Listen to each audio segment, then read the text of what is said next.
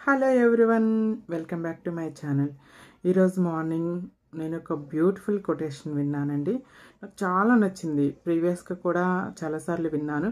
మళ్ళీ మర్చిపోతానేమో మీ అందరితో షేర్ చేసుకోవాలనిపించి ఈ వీడియో క్లిప్ చేస్తున్నాను. అదేంటంటే, బియ్యం ఎసటిలో వేస్తే అన్నం అవుతుంది, అదే మరిగే పాలలో వేస్తే పరమాన్నం అవుతుంది.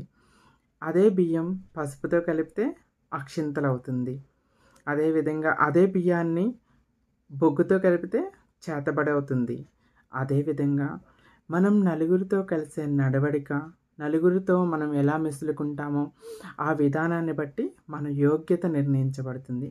అంతే కదండి, నలుగురితో మనం ఎలా బిహేవ్ చేస్తామో, మన బిహేవియర్ ఎలా ఉంటుంది, మన నడవడిక ఎలా ఉంటుంది, దానిని బట్టే మన యోగ్యత అనేది నిర్ణయించబడుతుంది. బియ్యానికి ఎలాగో ఒక్కొక్క ప్లేస్లో ఒక ఐడెంటిఫికేషన్ వస్తుందో, మనం కూడా మన నడవడికని బట్టే మన యోగ్యత నిర్ణయించబడుతుంది.